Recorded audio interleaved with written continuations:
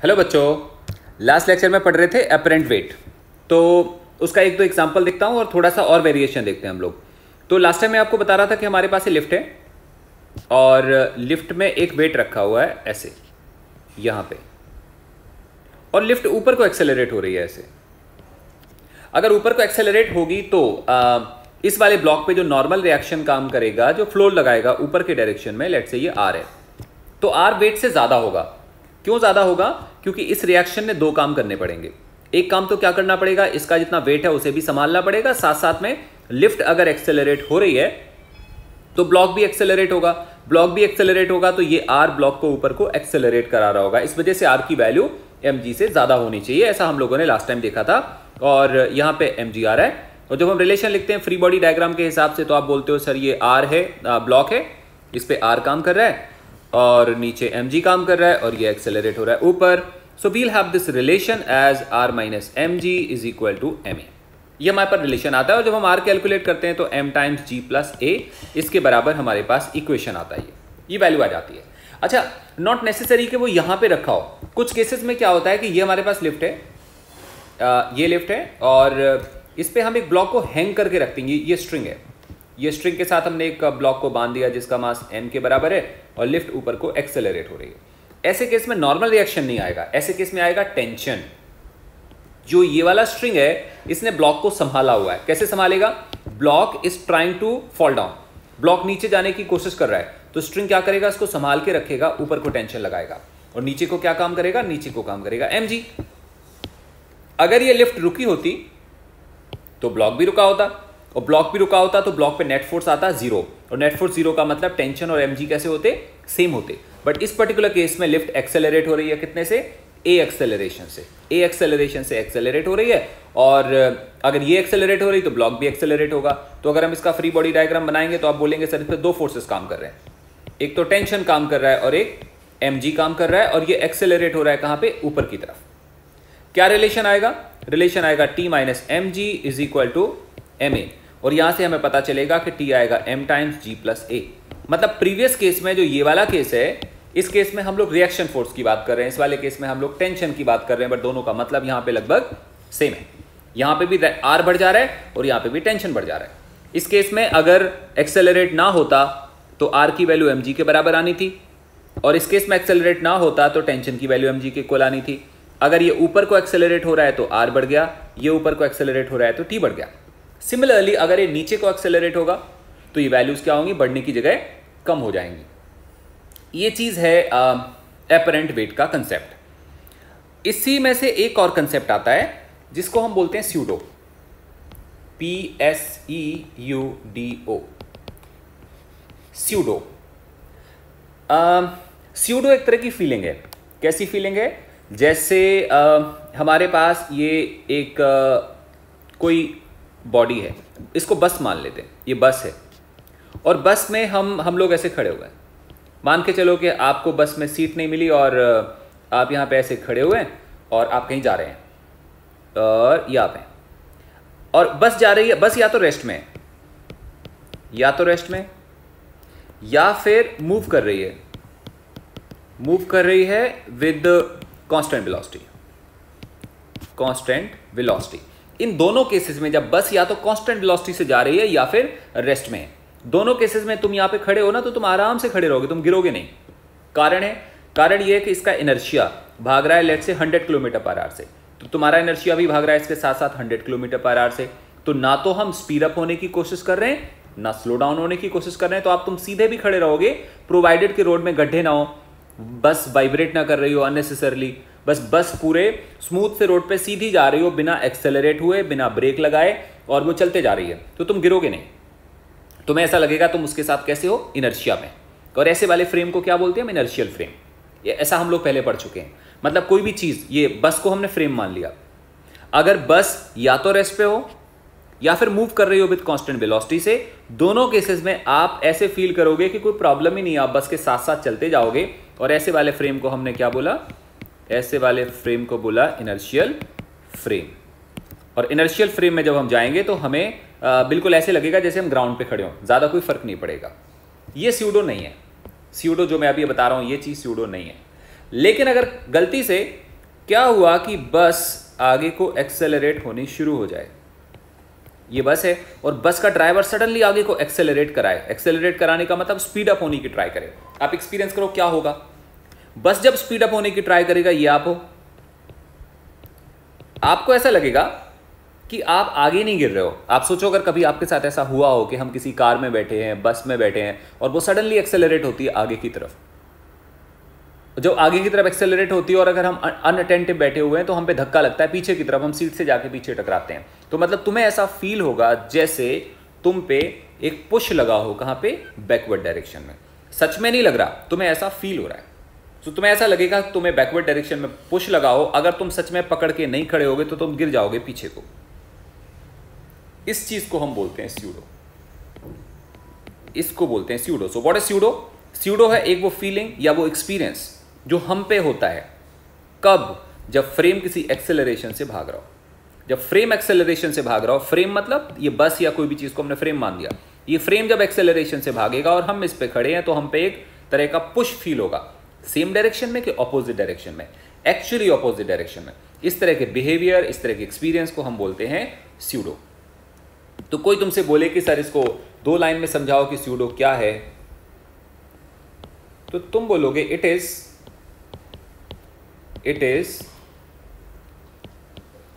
relative motion of body with respect to accelerating frame. Accelerating frame मतलब कोई भी चीज जो एक्सेलरेट हो रही हो, तो उसमें कोई भी बॉडी रखी है, उसके ऊपर जो रिलेटिव फीलिंग होगी that is called the pseudo. थोड़ा सा और समझाता हूं, नहीं तो आपको क्लियर नहीं होगा। जैसे हम एक एग्जांपल लेते हैं। ये बस है और आप इस पे खड़े हो और बस रन कर रही है कांस्टेंट वेलोसिटी से, let's say 50 kilometre per hour. तो बस की वेलोसिटी 50 किलोमीटर पर आवर, तुम्हारी वेलोसिटी भी 50 किलोमीटर पर आवर। तुम्हें क्या लगेगा? तुम्हें ऐसे लगेगा तुम्हारे फुट कहां पे हैं? तुम्हारे फुट यहां हैं और यहीं रहने वाले हैं, क्योंकि तुम बस के साथ साथ भाग रहे हो, बस भी भाग रही है, तुम भी भाग रहे हो, तुम्हारे फुट भी भाग रहे हैं, कोई चक्कर ही नहीं है, कोई प्रॉब्लम नहीं है। और तुम्हारे में ऐसे में तुम्हें कैसे लगेगा कि तुम बैलेंस्ड हो। तुम्हें फील होगा कि तुम कैसे हो? बैलेंस्ड हो। तुम्हें बैलेंस्ड होने की फीलिंग आएगी कि ठीक है यार, बस रुके हो, आप खड़े हो आराम से। अगर इस वाले जहां पे ये पर्टिकुलर बॉडी जा रही है, लेट्स से ये बस जा रही है, रोड में बिल्कुल भी गड्ढे ना हो, ड्राइवर अपनी स्टीयरिंग को लेफ्ट राइट ना कर रहा हो, बिल्कुल सीधा जा रहा हो और हवा भी अंदर ना चल रही हो, सब कुछ स्टेशनरी हो, तो तुम खड़े होकर चाय भी पी सकते हो, तुम गिरोगे नहीं किसी चीज को पकड़े बिना। You can be stationary in such situation. यहां पे स्यूडो नहीं है। बट जैसे ही हमने इस वाले बस को आगे को एक्सेलरेट करना स्टार्ट करा, मान लो हम इसको एक्सेलरेट कर रहे हैं और इसमें एक्सेलरेशन ज्यादा नहीं लेते, थोड़ा सा ले लेते हैं, 1 मीटर पर सेकेंड स्क्वायर। अगर हमने ऐसे एक्सेलरेशन लिया तो क्या होगा? ऐसा कर दिया तो ये होगा कि बस तो स्पीड अप होगी। तुमने अपने फुट को इसके साथ चिपकाया नहीं है ना, चिपकाया तो है नहीं है, तो क्या होगा कि बस में एक्सेलरेशन आया, तुम में थोड़ी ना आया। तुम बस के साथ चिपके नहीं हो, बस के ऊपर खड़े हो। सो बस की मशीन बस को एक्सेलरेट कर रही है। So this body will tend to speed up. इसकी वेलोसिटी अभी 50 किलोमीटर पर आवर थी, थोड़ी देर बाद इसकी वेलोसिटी 51 किलोमीटर पर आवर होने वाली है। तुम्हारी तो नहीं होने वाली। अब 2 बातें होंगी। अगर यहां पे फ्रिक्शन बिल्कुल नहीं लगेगा, फ्रिक्शन 0 लग रहा है, तो पता क्या होगा? बस की वेलोसिटी 51 किलोमीटर पर आवर हो जाएगी, तुम्हारी वेलोसिटी 50 ही रहेगी और तुम्हें ऐसे लगेगा कि बस आगे निकल गई और तुम पीछे रह गए। ये एक्सपीरियंस होगा अगर यहां पे फ्रिक्शन बिल्कुल भी नहीं लगेगा तो। ऐसा होता नहीं है किसी भी केस में अगर फ्रिक्शन 0 हो। इमेजिन कर लो कि फ्रिक्शन 0 है। अगर फ्रिक्शन एब्सोल्युटली 0 होगा तो बस आगे निकल जाएगी, तुम वहीं रह जाओगे। तो तुम्हें ऐसा लगेगा कि तुम बस के रिस्पेक्ट में पीछे जा रहे हो, क्योंकि आप इमेजिन करो ना, बस तेज भागने लगी, तुम अभी भी 50 से भाग रहे हो, तो तुम पीछे रह गई, आगे रह गई, लेकिन तुम्हें ऐसा लगेगा कि तुम बस के पीछे की तरफ भाग रहे हो। ये जो फीलिंग है ये स्यूडो की वजह से हो रहा है। एक केस हमने मान लिया कि सपोज करो मैं एक काम करता हूं, डायग्राम बनाता हूं। डायग्राम बना के मैं आपको दिखाता हूं कि क्या होगा कि ये ऐसे कुछ है, इस पे एक्सेलरेशन है और एक्सेलरेशन मैंने बोला 1 मीटर पर सेकेंड स्क्वायर। सपोज इस एक्सेलरेशन की वजह से थोड़ी देर बाद इसकी वेलोसिटी हो गई 51 किलोमीटर पर आवर और ये सेम नहीं रहेगी तो बढ़ती रहेगी। लेकिन जो ये पर्सन खड़े हुए हैं, इनकी वेलोसिटी अभी भी कितनी है? 50 किलोमीटर पर आवर। कारण है, इनकी वेलोसिटी को कौन इंक्रीज कराएगा? इनकी वेलोसिटी को कोई तब इंक्रीज कराएगा जब कोई इनके हाथ को पकड़ के खींचेगा। ये तो किसी के साथ बंधे हुए नहीं है, यहां पे भी फ्रिक्शन नहीं लग रहा। अगर फ्रिक्शन नहीं लग रहा तो बस तो एक्सेलरेट होकर स्पीड अप हो जाएगी, बट इनको स्पीड अप कौन कराएगा? कोई भी नहीं। या तो ये सीट पे बैठे होते तो सीट पीछे से धक्का मारती और इनकी जो वेलोसिटी है वो बढ़ जाती। अगर ये सिंपल रुके हुए हैं, खड़े हुए हैं और यहाँ पे कोई भी फ्रिक्शन काम नहीं कर रहा तो ये 50 से ही भागेंगे। ऐसे वाले डायग्राम को हम बोलेंगे रियल डायग्राम। रियल डायग्राम का क्या मतलब हुआ? जो तुम्हें दिखाई दे रहा है, जो तुम्हें दिख रहा है ऐसा दिखेगा। अब हम बात करते हैं रिलेटिव डायग्राम की। रिलेटिव डायग्राम का क्या मतलब हुआ? इनको क्या लगेगा? इनको ये नहीं लगेगा कि ये 51 से और 50 से भाग रहा है। इनको ये लगेगा कि बस भाग रही है तेज और ये भाग रहे हैं स्लो, तो बेसिकली ये कहाँ भाग रहे होंगे? ये इधर भाग रहे होंगे। क्यों भाग रहे हैं? चेक करो ध्यान से।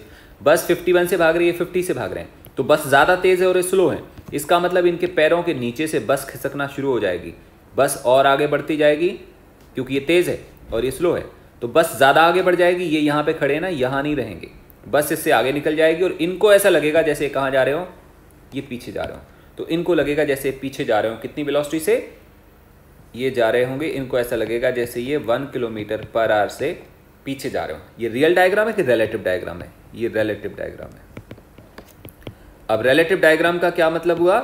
इनको ऐसा लगेगा, इनको ऐसा लगेगा। ग्राउंड से देखोगे, अगर हम बाहर से देखें तो हमें ऐसा लगेगा कि ये सब हो रहा है सच में, और इनको ऐसा लगेगा कि हम बस की तरफ, पीछे की तरफ जा रहे हैं। और ऐसे वाले एक्सपीरियंस को हम बोलते हैं स्यूडो। सो स्यूडो का मतलब है कि जब भी फ्रेम, जिस फ्रेम में हम खड़े हैं, अगर वो आगे को एक्सेलरेट होगा तो हम पे ऐसा धक्का फील होगा कि हमें धक्का कहाँ लग रहा है? बैकवर्ड डायरेक्शन में लग रहा है। वो स्यूडो है। मैं एक और आपको एग्जांपल दिखाता हूँ। आप इमेजिन करो हमारे पास ये एक प्लेन है, और ये प्लेन है कैसा? पूरी तरह से स्मूथ प्लेन है। और हम लोगों ने क्या करा है? यहाँ पे एक बॉडी रखी है, बॉडी, और यहाँ पे हम लोगों ने एक मार्क बना दिया। ये मार्क बना हुआ, मतलब बॉडी का जो फर्स्ट पॉइंट है वो यहाँ पे रखा हुआ है, और फ्रिक्शन की वैल्यू 0 है। कहीं भी कोई भी फ्रिक्शन काम नहीं कर रहा। फिर हम लोग ने क्या करा?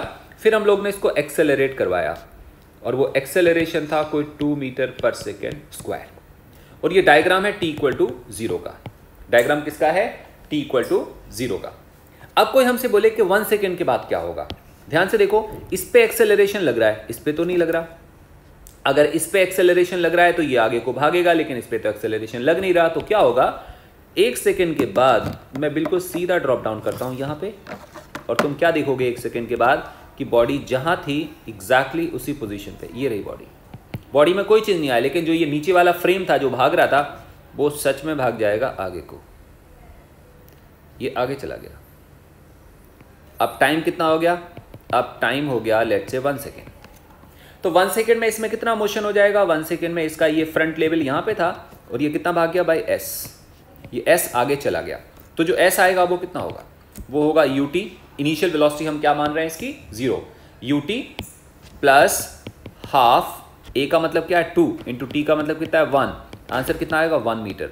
इसका मतलब जो नीचे वाला फ्रेम है वो कितना आगे भाग गया? वो भाग गया 1 मीटर आगे। आपको समझ आया? नीचे वाला frame has moved by 1 metre along forward direction. ये सच में हुआ। This is called real situation. Real situation, सच में ऐसा हुआ, सच में ऐसा हुआ। इनको कैसा लगेगा? आप एक्सपीरियंस करो, इसको कैसा लगेगा? हम जब किसी फ्रेम के ऊपर होते हैं तो हमें ये रियलिटी नहीं समझ में आती। हमें क्या लगेगा? हमें ये बिल्कुल नहीं लगेगा कि ये आगे को जा रहे हैं। हमें ऐसा लगेगा कि हम कहाँ जा रहे हैं? हम पीछे को जा रहे हैं। उसको हम बोलेंगे रिलेटिव डायग्राम। तो अब हम दूसरी वाली सिचुएशन बनाएंगे। दूसरे सिचुएशन के हिसाब से हम लोग क्या करेंगे कि हमारे पास सेम फ्रेम है, we have same frame and that frame is accelerating with some acceleration, but इनको क्या फील होगा? जो ये थे ना, ये this block will experience कि हमारा जो पॉइंट है वो यहाँ पे। इसको क्या लगेगा? इसको लगेगा कि ये वाला फ्रेम आगे नहीं जा रहा, क्या हो रहा है? मैं पीछे जा रहा हूं। तो ये हम क्या करेंगे? हम इसको रुका हुआ मानेंगे, इसको रुका हुआ मानेंगे। और एक काम करते हैं, अब हम देखते हैं रिलेटिव मोशन।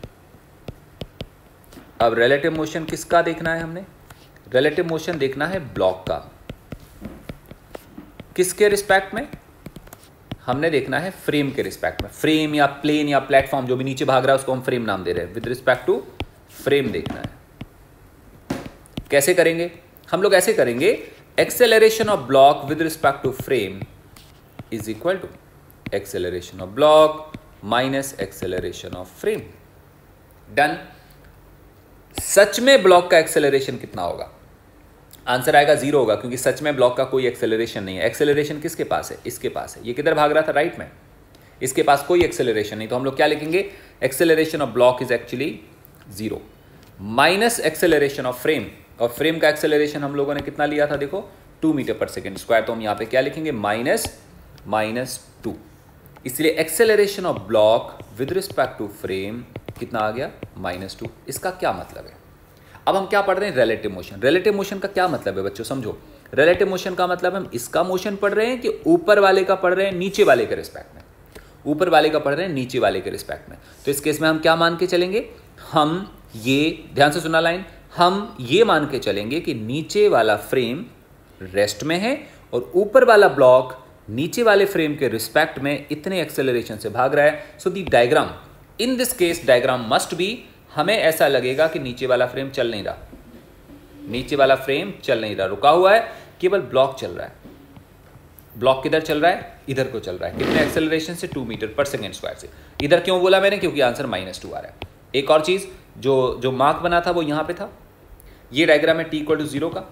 अगर हम लोग बात करें 1 सेकेंड पे, अब हम कौन सा मोशन सॉल्व कर रहे हैं? रिलेटिव। तो रिलेटिव के हिसाब से हम क्या मानेंगे कि ये जैसा था, जहां था वहीं है। सच में नहीं है, मैं बार बार बोल रहा हूं, हम मानेंगे, हम ये मानेंगे कि ये जहां था वहीं है। तो अगर ये वहीं है तो ब्लॉक कहां जा रहा है? ब्लॉक जा रहा है बैकवर्ड डायरेक्शन में। कुछ देर के बाद ब्लॉक पहुंच जाएगा यहां पे। मार्क कहां पे था? यहां। कितना डिस्प्लेसमेंट हो जाएगा? s के बराबर। इस s को हम क्या बोलेंगे? Relative. And this s equal to ut, u तो पहले 0 था, प्लस हाफ टाइम्स a कितना आ रहा था? -2 इंटू टाइम कितना है? 1। दिस आंसर कितना आ गया? -1 मीटर। माइनस का मतलब कुछ और नहीं है, ऑपोजिट डायरेक्शन में, मतलब दिस वैल्यू इज 1 मीटर। आप अंडरस्टैंड करो अब चीज़ों को। इस वाले केस में, जब हम इस केस की बात कर रहे थे, इस वाले केस में हम लोग क्या मान रहे थे? हम लोग मान रहे थे कि ब्लॉक रुका हुआ है, ये भाग रहा है, यही सच है, सच ये है। दूसरे वाले केस में हम क्या मान रहे हैं? हम मान रहे हैं ये नहीं चल रहा, बट ये चल रहा है। और ये किधर को चल रहा है? ये बैकवर्ड डायरेक्शन में चल रहा है। कौन सी डायरेक्शन में? बैकवर्ड डायरेक्शन में चल रहा है। और उसके हिसाब से ये वाला रिलेशन कैलकुलेट होके आ रहा है। तो जब भी हम स्यूडो की बात करेंगे तो स्यूडो एक तरह का रिलेटिव एक्सेलरेशन है। तो मैं दोबारा लाइन लिखता हूं, स्यूडो के बारे में हम अलग अलग बातें लिखेंगे। तो यहां पे लिखता हूं मैं, pseudo is the relative acceleration of body with respect to frame। किसी भी फ्रेम के रिस्पेक्ट में जो रिलेटिव एक्सेलरेशन आएगा उसको हम स्यूडो बोलेंगे। चलो फिर से एग्जांपल लेते हैं दोबारा से। ये हमारे पास एग्जांपल है, ये हमारी बस भाग रही है, ये बस भाग रही है। बस is running with acceleration a और इसके ऊपर एक पड़ा हुआ है ब्लॉक, ये ब्लॉक पड़ा है। कोई तुमसे कहे कि व्हाट विल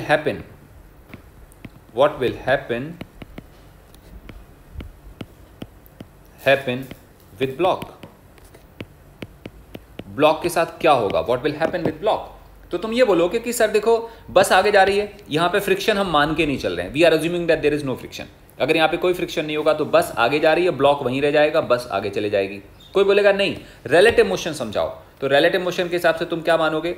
तुम मानोगे कि अगर हम ये मान लें कि बस वहीं रुकी है, मैं बार बार यूज कर रहा हूं टर्म अगर हम मान लें, क्योंकि हम रिलेटिव मोशन की बात कर रहे हैं तो हम ऐसा मान लें। हमने मान लिया कि बस वहीं रुकी है, बस तो वहीं रुकी है, लेकिन ब्लॉक बस के रिस्पेक्ट में कहां पे जा रहा होगा? वो जाएगा पीछे को विद एक्सेलरेशन a। इसका मतलब हम क्या बोल सकते हैं? किसी ने बोला what will happen with block, तो आप ऐसे बोल सकते हो block will move with relative acceleration a along backward। किधर भागेगा ये? आगे को नहीं भागेगा बट पीछे को भागेगा। क्लियर है? So block will move with relative acceleration a along backward direction। Perfect हो गया। थोड़ा सा और देखते हैं उन्हीं चीजों को जो मैंने अभी आपको समझाया था। नेक्स्ट जहां से हमने स्टार्ट करा था, कहां से करा था? ये एक हमारे पास लिफ्ट है, ध्यान से सुनो। ये लिफ्ट है, इसके ऊपर एक ब्लॉक पड़ा हुआ है, ये ब्लॉक पड़ा है। हो क्या रहा है? हो ये रहा है कि इसके ऊपर फोर्स लगेगा mg के बराबर नीचे को, और रिएक्शन कहाँ पे काम करेगा? रिएक्शन काम करेगा ऊपर को। परफेक्ट है। और ये कहाँ पे एक्सेलरेट हो रहा है? ये ऊपर को एक्सेलरेट हो रहा है। अगर ये ऊपर को एक्सेलरेट हो रहा है तो ब्लॉक भी कहाँ पे एक्सेलरेट होगा? बेटा ब्लॉक भी एक्सेलरेट होगा ऊपर को। तो अभी अभी हमने पढ़ा था r और mg, और एक्सेलरेट कहाँ हो रहा है? ये बताओ, ये रिलेटिव डायग्राम है कि रियल है? ये तो सच में हो रहा है। सच में लिफ्ट ऊपर जा रही है, हाँ। ब्लॉक उसमें रखा है, यस। क्या ब्लॉक भी ऊपर जा रहा है? यस। इसका मतलब this diagram is called real diagram. This is called real diagram. और रियल डायग्राम के हिसाब से रिलेशन क्या आएगा? r minus m g is equal to m a. R कितना आएगा? M g plus m a. We have got this relation. अब दूसरा काम करते हैं। अब हम बात करते हैं, सेम सिचुएशन लेते हैं। We have this block, we have this block, और ये इसके ऊपर रखा हुआ है।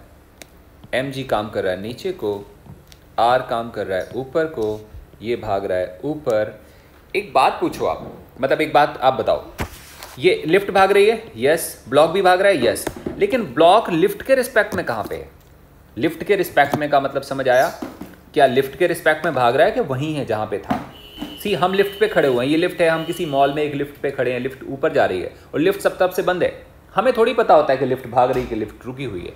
तो इसका मतलब लिफ्ट के रिस्पेक्ट में जब हम ब्लॉक को ऑब्जर्व करते हैं तो कैसा लगता है? हमें लगता है वहीं है। तो अगर हम एक लाइन लिखें कि ब्लॉक, अगर हम लिखें तो हमें पता चलेगा कि block with respect to lift, block with respect to lift is at same place and there is no motion। मतलब ब्लॉक का लिफ्ट के रिस्पेक्ट में कोई मोशन है। ये लिफ्ट है और ये ब्लॉक है। अगर हम लिफ्ट के रिस्पेक्ट में देखें तो ना तो मतलब ये लिफ्ट के रिस्पेक्ट में ना ये ऊपर जा रहा है, ना नीचे जा रहा है, ना ये राइट में जा रहा है, ना लेफ्ट में जा रहा है, वहीं का वहीं है। तो जब हम लिफ्ट के रिस्पेक्ट में ब्लॉक को देखेंगे तो हमें लगेगा जैसे वो कैसा है? रेस्ट में है, जहां रखा था वहीं है। लेकिन एक बात समझो, जब हम ये लाइन बोल रहे होते हैं block with respect to lift, इसका मतलब हम रियल की बात कर रहे हैं कि रिलेटिव की बात कर रहे हैं? We are talking about relative. और जब हम रिलेटिव की बात करते हैं, अभी अभी आपको समझाया था, तो हमें क्या लेना होता है? स्यूडो लेना होता है। स्यूडो किधर लेना होता है? सेम डायरेक्शन में कि ऑपोजिट डायरेक्शन में? पता चलता है ये ऑपोजिट डायरेक्शन में लेना होता है। ऑपोजिट डायरेक्शन का क्या मतलब हुआ? अगर लिफ्ट ऊपर भाग रही है तो इसका धक्का या इसका जो एक्सपीरियंस होगा या इसका जो इफेक्ट होगा वो कहाँ आएगा? वो नीचे आएगा। आपको डायग्राम दिखाता हूँ, देखो। अभी तो किया था हमने, ये भाग रहा था राइट डायरेक्शन में, बट इसका इफेक्ट हमने कहाँ लिया था? उल्टे डायरेक्शन में। तो अगर हम ये करेंगे तो हमारे पास क्या रिलेशन बनेगा? हमारे पास बनेगा कि ये डायग्राम है, ये डायग्राम है। लिफ्ट को हम मूविंग नहीं मानेंगे और हम लोग क्या दिखाएंगे? हम लोग देखेंगे कि हमारे पास ये ब्लॉक है, ये ब्लॉक है, इस पे काम कर रहा है mg, इस पे काम कर रहा है रिएक्शन, इसको हम रेस्ट में मानेंगे, और इसके पीछे काम कर रहा है स्यूडो, उसको हम ma बोलेंगे। ध्यान रखो, ये स्यूडो कब लेते हैं? जब हम इसको रुका हुआ मान रहे हैं, क्योंकि स्यूडो का मतलब रिलेटिव है। परफेक्ट है। सो बेसिकली स्यूडो एक्सेलरेशन ले लिया मैंने, मास से मल्टीप्लाई कर दिया। इस पर फोर्स कितना लगेगा? तो एक्सेलरेशन नीचे को a आएगा, मास से मल्टीप्लाई करेंगे तो ये हो जाएगा। और रिलेटिवली ये चल रहा है कि रुका हुआ है? रिलेटिवली ये रुका हुआ है। लिफ्ट के रिस्पेक्ट में कैसा है? रुका हुआ है। तो नेट फोर्स कितना आएगा? 0 आएगा। मतलब upward force equal to downward force, ऐसे कुछ आएगा। और आर की वैल्यू क्या आएगी? m times g plus a. I hope same answer आ रहा है। यस, सेम आंसर आ रहा है, क्योंकि हम चाहे किसी भी मेथड से सॉल्व करें, आंसर पे तो फर्क नहीं पड़ना चाहिए। आंसर जो पहले आ रहा था ये रियल मेथड से जो आ रहा था, और स्यूडो मेथड से भी आंसर सेम आ रहा है। बस फायदा ये होता है, बहुत बार रियल मेथड में कई बार लॉन्ग सोल्यूशन जाता है, तो स्यूडो में हम क्या करते हैं? ईजी सोल्यूशन निकाल लेते हैं और हम सॉल्व कर लेते हैं। एक बात और ध्यान देनी है, जब भी स्यूडो लेते हैं तो वो रियल नहीं होता, वो क्या होता है? हमेशा रिलेटिव होता है। तो मैं एक नोट लिखवाता हूँ, और ये बहुत इंपॉर्टेंट है, इसको बहुत ध्यान से समझना। whenever we take pseudo, comma, it is a relative motion. It is a relative motion. मतलब हम जो भी कर रहे हैं अब वो हम फ्रेम के रिस्पेक्ट में कर रहे हैं। जैसे यहाँ पे मैंने बोला ना कि ये ऐसे कुछ हो रहा है, तो मैंने इसको रुका हुआ मान लिया, रुका हुआ थोड़ी है। हाँ, लेकिन ब्लॉक को कैसा लगेगा? ब्लॉक को लगेगा कि लिफ्ट कैसी है, रुकी हुई है, क्योंकि हम रिलेटिव सॉल्व कर रहे हैं। तो स्यूडो लोगे तो वो रिलेटिव होगा, और स्यूडो नहीं लोगे तो फिर वो रियल मोशन होगा। जैसे कोई आपसे बोलता है एक एग्जाम्पल, और कोई बोलता है कि ये एक सपोर्ट है एंड सपोर्ट के साथ में एक स्ट्रिंग कनेक्टेड है ऐसे कुछ, और इसका मास है 10 kg, और कोई बोलता है find tension in string, find tension in string. कोई हमसे बोलता है, तुम बोलोगे आसान है सर, टेंशन लगेगा ऊपर, mg लगेगा नीचे, और बॉडी रुकी होगी, तो T इक्वल टू कितना आएगा? mg, that is how much? 100 Newton. खत्म हो गया, ओवर। एग्जाम्पल 2, ये बॉडी है और ये स्ट्रिंग है, और हमने इसको पकड़ा और हम ऊपर को एक्सेलरेट करा रहे हैं विद एक्सेलरेशन 5 मीटर पर सेकेंड स्क्वायर। और कोई बोलता है मास फिर से कितना है? 10, और फिर कोई बोलता है फाइंड टेंशन।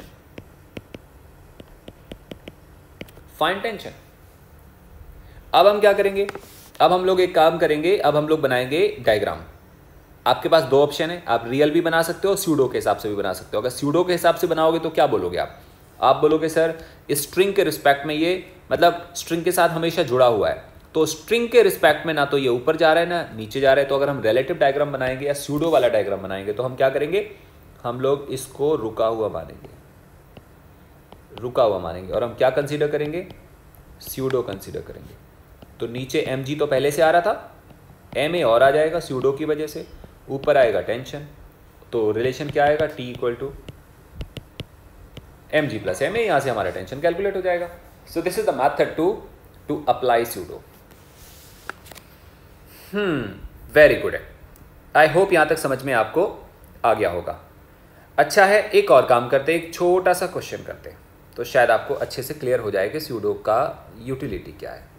तो एक एग्जांपल है, हमारे पास एक इंक्लाइन प्लेन है ऐसे वाला, और इस प्लेन का एंगल है लेट्स से 30 डिग्री, और इसके ऊपर हमने एक ब्लॉक को रखा हुआ है, ब्लॉक का मास है m के बराबर, और कोई बोलता है फाइंड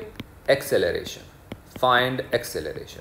तो तुम सबसे पहले बोलते हो कि देखो सर इस पे फोर्स काम करेगा mg, और ग्रेविटी वो फोर्स होगा जिसकी वजह से बॉडी एक्सेलरेट होने वाली है। लेकिन सबसे बड़ी बात क्या है कि ग्रेविटी काम कर रहा है नीचे को, gravity is acting vertically down, इधर को काम कर रहा है, बट इस बॉडी ने वर्टिकली डाउन तो भागना नहीं है। ऑल्दो ग्रेविटी इधर को काम कर रहा है, लेकिन बॉडी ने इधर को नहीं भागना। किधर को भागना है? जिधर भागना है हम फोर्सेस को वहां रिजॉल्व कर लेते हैं। तो हम लोग एक लाइन खींचते हैं ऐसे, ये मैं आपको पहले भी बता चुका हूं।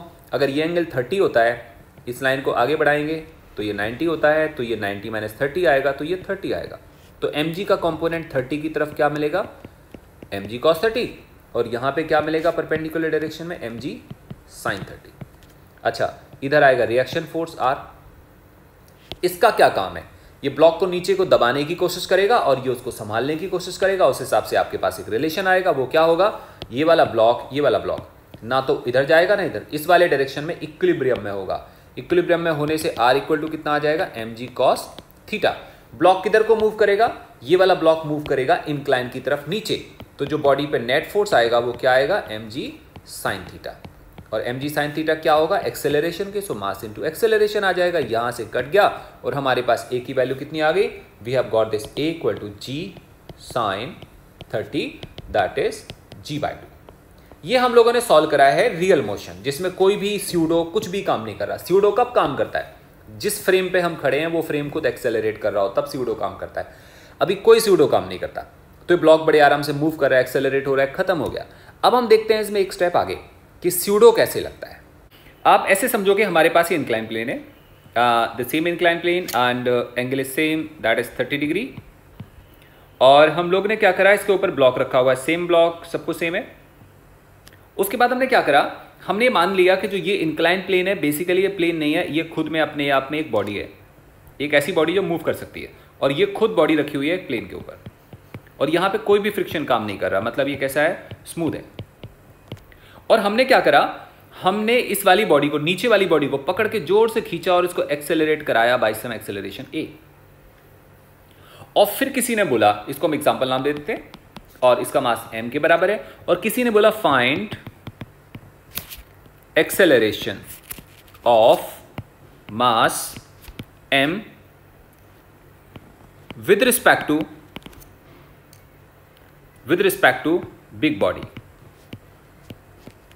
बिग बॉडी या फ्रेम हम कुछ भी नाम दे सकते हैं, ये बड़ी वाली बॉडी है, ये इसके ऊपर ये मास रखा हुआ है।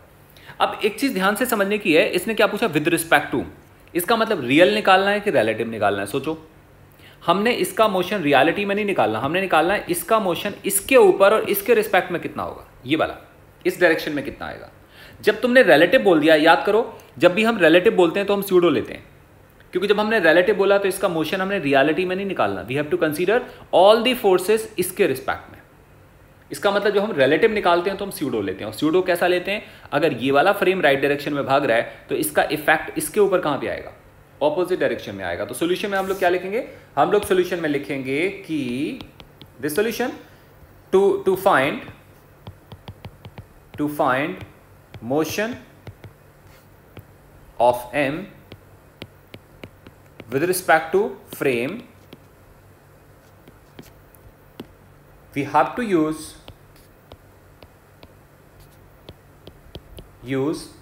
concept of relative motion,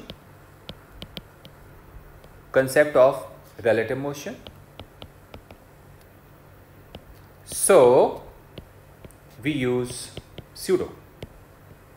जब भी हम रिलेटिव मोशन का कंसेप्ट यूज करते हैं तो हम स्यूडो यूज करते हैं। और रिलेटिव मोशन का क्या मतलब हुआ, ये जो नीचे वाला ब्लॉक है हमने क्या मान के चलना है कि वो चल नहीं रहा, क्योंकि जब हम रिलेटिव की बात करते हैं तो हम अपना मोशन देखते हैं दूसरे के रिस्पेक्ट में, फिर दूसरे को चलता हुआ अज्यूम नहीं कर रहे होते हैं। जैसे हम अपना मोशन देखते हैं अर्थ के ऊपर, क्या अर्थ रुकी है कि चल रही है, अर्थ सच में मूव कर रही है, उसमें डुअल मोशन हो रहा है, लेकिन फिर भी हम अर्थ को कैसा मान के चलते हैं, रेस्ट में मान के चलते हैं, क्योंकि हम अपना मोशन अर्थ के रिस्पेक्ट में सॉल्व करते हैं तो अर्थ को कंसीडर करते हैं कि वो कैसी है, रेस्ट में है। तो हम इस पे क्रॉस लगा देते हैं। क्रॉस का मतलब क्या हुआ, we considered it as rest. अब हम मोशन सॉल्व करते हैं इस वाली बॉडी का, considering all the possible aspects and forces. हमने इस पे सारे एस्पेक्ट और सारे फोर्सेस को कंसीडर करना है। चलो बहुत अच्छी बात है। अब हम देखते हैं फोर्सेस। जब तुमने इसको रुका मान लिया तो तुम्हें स्यूडो लेना पड़ेगा। ये किधर को भाग रहा था, लेफ्ट डायरेक्शन में, तो इस पे स्यूडो किधर आएगा, राइट डायरेक्शन में। कैसे दिखाएंगे हम लोग, ma। और क्या आएगा, ग्रेविटी का फोर्स एज यूजुअल जो आता है। एंगल कितना था, 30 डिग्री। अभी हम करेंगे रिजॉल्व कैसे करेंगे, ये लाइन आगे बढ़ाते हैं। रिजॉल्व क्यों करना है, रिजॉल्व इसलिए करना है क्योंकि इस वाले बॉडी ने, इस बॉडी ने इधर को मूव करना है, सो हमें फोर्स चाहिए कौन से डायरेक्शन में, इस वाले डायरेक्शन में। Now this angle would be also 30 degree, ये 30 होगा। एक काम करते हैं, हम ये परपेंडिकुलर लाइन ड्रॉ कर देते हैं ऐसे। हमेशा जब भी हम कंपोनेंट्स में रिजॉल्व करते हैं तो परपेंडिकुलर डायरेक्शन में रिजॉल्व करते हैं। परपेंडिकुलर डायरेक्शन का मतलब हुआ कि अगर हम कुछ फोर्सेस यहां दिखाएंगे तो बाकी के फोर्सेस हमें इसके परपेंडिकुलर डायरेक्शन में दिखाना पड़ेगा। सो हमारे पास जो ma है, ma का इधर को कंपोनेंट आएगा कितना, that would be ma cos 30, and there would be another component जो इस डायरेक्शन में आएगा, उसको हम क्या बोलेंगे, वो होगा ma का sin 30। आई होप क्लियर है। सिमिलरली mg का इधर को कंपोनेंट हमें पहले से मालूम है कितना आता था, mg का sin 30, और यहां पे आता था mg का cos 30। अच्छा, एक और फोर्स आएगा जो हमें दिख नहीं रहा, वो आएगा रिएक्शन, ये वाला फ्लोर लगाएगा रिएक्शन r। अब ऑब्वियस सी बात है, ये वाली बॉडी इस डायरेक्शन में मूव कर सकती है, इस परपेंडिकुलर डायरेक्शन में मूव नहीं कर सकती। इसलिए हम लोग क्या करेंगे, हम लोग बोलेंगे कि अगर यहां पे इक्विलिब्रियम होगा, दैट मींस ये वाला फोर्स बैलेंस करेगा किनको, इन दो फोर्सेस को। तो अगर कोई हमसे वैसे पूछ ले कि r बताओ, तो तुम बोलोगे सर r इक्वल टू होगा mg का cos थीटा प्लस ma का sin थीटा। ऐसे कुछ आ रहा है बिकॉज ये दोनों का सम जो आएगा वो r के इक्वल होगा, और आप इसको सॉल्व करोगे तो r कैलकुलेट हो जाएगा। अब सवाल होता है इसके साथ बाकी क्या होगा। ये डायरेक्शन तो हमें समझ में आ जाती है। Now what about this direction, this we have to consider in a way that we have to take 3 different cases. 3 different cases कौन से होंगे, तो अब हम बात करते हैं ये डायरेक्शन कौन सी थी, ये direction was perpendicular to plane. ये था परपेंडिकुलर टू प्लेन जो हमने यहां पे समझ लिया। अब हमें समझना है along incline plane, along incline plane. अब हमने इस वाले डायरेक्शन की बात करनी है। जब तुम इंक्लाइन प्लेन के अलोंग बात करोगे तो इंक्लाइन प्लेन के अलोंग 2 फोर्सेस काम करें, एक ये। फिर हम बनाएंगे केसेस। हम सबसे पहले करेंगे केस 1। केस 1 में है कि अगर mg sin 30 is equal to m a cos 30, तो क्या होगा आपको क्या लगता है? ये वाला फोर्स और ये वाला फोर्स सेम हो गया, ये ब्लॉक कहाँ जाएगा? ये कहीं भी नहीं जाएगा। ऐसे वाले केस में ब्लॉक का रिलेटिव एक्सेलरेशन कितना आएगा? 0 आएगा। सो केस 1 के हिसाब से हम कह सकते हैं इन this case relative acceleration of block equal to 0। इस वाले केस में relative acceleration की वैल्यू कितनी आने वाली है? 0 आने वाली है। परफेक्ट हो गया, बहुत ही अच्छी बात है। Now we have case number 2। And case number 2 के हिसाब से हम क्या देख रहे हैं? केस नंबर 2 के हिसाब से हम देख रहे हैं कि सपोज करो ये ज्यादा होगा उससे। अगर ये ज्यादा होगा तो बॉडी कहां पे जाएगी? डाउन साइड जाएगी। So we have case number 2, that is mg sin 30 is more than ma cos 30। ऐसा कुछ है। अगर ऐसा कुछ होगा तो हम लोग क्या बोलेंगे? Body will move downward move करेगी। और ऐसे वाले केस में जो नेट फोर्स आएगा बॉडी के ऊपर एफ नेट, वो कितना होगा? वो होगा mg sin 30 minus ma cos 30, ऐसे कुछ होगा। और न्यूटन के सेकंड लॉ के हिसाब से नेट फोर्स क्या होता है? Mass into acceleration. m cancel हो जाएगा। अब ध्यान रखना, ये एक्सेलरेशन कौन सा वाला है? स्यूडो वाला है। बट ये एक्सेलरेशन कौन सा आएगा? ये आएगा रिलेटिव एक्सेलरेशन। रिलेटिव क्यों आएगा? क्योंकि हम ये सारा मोशन कैसा सॉल्व कर रहे हैं? रिलेटिव सॉल्व कर रहे हैं। सो यहां से निकल के आएगा a relative is equal to g sin 30 minus a cos 30। We have got our relation. And body कहां जाएगी? नीचे की तरफ जाएगी। Now we have case number 3। And case number 3 के हिसाब से अगर mg sin 30 छोटा होगा ma cos 30 से, तो अभी क्या होगा? सेम बॉडी कहां पे मूव करेगी? ऊपर की तरफ मूव करेगी। तो अब हम क्या बोल सकते हैं? ऐसे केस में हम बोल सकते हैं कि जो f नेट होगा वो आएगा ma cos 30 minus mg sin 30 equal to m into a relative, और यहां से a रिलेटिव कितना आएगा? a cos 30 minus g sin 30 and body will move upward. ये ऊपर की तरफ जाएगी। ठीक है, इस हिसाब से हमने केसेस बना लिए। अब आप अंडरस्टैंड करो, अगर हम स्यूडो नहीं लेते तो हमें ये सॉल्व कर पाना नेक्स्ट टू इम्पॉसिबल, बहुत ज्यादा डिफिकल्ट होता है कि बॉडी रिलेटिवली किधर को मूव करेगी। तो जब भी तुमने किसी बॉडी का एक फ्रेम के रिस्पेक्ट में रिलेटिव मोशन कैलकुलेट करना है, then we have to consider pseudo. एक और एग्जांपल करते हैं छोटा सा, फिर हमें स्यूडो का कंसेप्ट शायद पूरी तरह से क्लियर हो जाएगा। बाकी हम over a period numerical example ऐसी चीजें करते रहेंगे तो फिर हमें चीजें समझ में आती रहेंगी। बस आपने कंसेप्ट, ये वाला कंसेप्ट थोड़ा मुश्किल है, एक बार में समझ में ना आए तो आपने क्या करना है? इसको बार बार रिवाइज करके देखना है।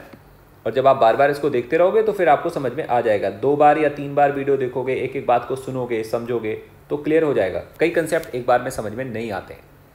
सपोज करो ये एंगल थीटा है और ये बॉडी है स्मॉल m, ये मास है। हमने क्या करा? हमने इसको एक्सेलरेट कराया इधर को, और एक्सेलरेट कराने के बाद किसी ने बोला, इसको हम एग्जांपल ले लेते हैं, किसी ने बोला find minimum value of a if small m falls downward. अब यहां पे डाउनवर्ड का मतलब क्या हुआ? Vertically downward basically. किसी ने बोला find acceleration a if body falls vertically downward. अब इस कंसेप्ट को समझो, हमने a फाइंड करना है जिससे बॉडी वर्टिकली डाउन फॉल करे। अब आप बोलोगे a से इस बात का क्या रिलेशन है? अगर हमने इस बॉडी को बिल्कुल भी नहीं चलाया, रोक के रखा, तो ये वाली बॉडी इधर जाएगी। अगर हम इस बॉडी को थोड़ा सा चलाएंगे तो तुम क्या देखोगे? ये बॉडी एग्जैक्टली यहां नहीं जाएगी, थोड़ी सी यहां को जा रही होगी। बट अगर हम बहुत ज़्यादा तेज चलाएं, हम इतना चलाएं कि ये वाली बॉडी इसके कॉन्टैक्ट में ना रहे, अगर ये कॉन्टैक्ट में नहीं रहेगी तो क्या होगा? ये फ्री फॉल करेगी, वर्टिकली डाउन आएगी। यही हमसे पूछा जा रहा है, find minimum value of a if m falls vertically down. ये हमने सॉल्व करना है। कैसे करोगे आप ऐसे करोगे कि ये हमारे पास बॉडी है और इस वाले प्लेन पे ये रखी हुई है। परफेक्ट हो गया। अभी क्या होगा? ये वाला प्लेन उसके ऊपर लगाएगा नॉर्मल रिएक्शन r, ये r लग गया, बहुत अच्छी बात है। अच्छा, इस पे आएगा एक फोर्स mg भी आ गया। हम एक काम करेंगे, अगर तो हम इसको रियल मोशन सॉल्व करें तो समझ में नहीं आएगा, हम रिलेटिव सॉल्व करते हैं। अगर हम रिलेटिव सॉल्व करेंगे तो रिलेटिव कैसे होगा कि नीचे वाले प्लेन को हम रुका हुआ मानेंगे, we will assume it as कि ये रुका हुआ है। अगर हम इसको रुका हुआ मानेंगे तो ये जो बॉडी रखी है इसके ऊपर आएगा स्यूडो। स्यूडो कैसे आएगा, क्योंकि ये राइट डायरेक्शन में एक्सेलरेट हो रहा है तो स्यूडो कहां पे आएगा, लेफ्ट डायरेक्शन में आएगा, ऐसे कुछ। वो कितना होगा, ma। और इसके ऊपर एक फोर्स आएगा नीचे को, उसको हम क्या बोलेंगे, उसको बोलेंगे हम mg। एक फोर्स आएगा इधर को, उसको हम बोलेंगे r। परफेक्ट है, बहुत अच्छी बात है। अब ये एंगल थीटा है तो ये भी थीटा होगा। तो अगर ये थीटा होगा तो थीटा के डायरेक्शन में ऐसे कर सकते हैं, ये थीटा होगा, या आप यहाँ से हटा सकते हो और आप कह सकते हो, कई बार कन्फ्यूजन हो जाता है, ये भी थीटा होगा क्योंकि पैरेलल लाइन है ना, ये लाइन जो है ना, ये वाली लाइन, ये लाइन इसके पैरेलल है, इसके ये लाइन इसके पैरेलल है। तो अगर ये एंगल थीटा है तो ये एंगल थीटा होगा। तो ma का कंपोनेंट इधर को आएगा कितना, ma cos थीटा, और mg का भी तो कंपोनेंट इधर को आता है, वो कितना होगा, mg का sin थीटा। अच्छा, ma का कंपोनेंट ऊपर को आएगा कितना, ma sin थीटा, और mg का इधर को कंपोनेंट आएगा वो होगा mg का cos थीटा। ध्यान से देखा जाए अगर तो बॉडी ने तो इधर चलना है, इस वाले डायरेक्शन में तो चलना नहीं है, तो इधर इक्विलिब्रियम होगा। तो हमारे पास रिलेशन क्या आएगा, हमारे पास रिलेशन आएगा ma sin theta plus r is equal to mg cos theta. I hope यहां तक क्लियर है। यहां से r निकल के आएगा, that r would be mg cos theta minus ma sin theta. r होगा mg cos theta minus ma का sin थीटा। परफेक्ट है।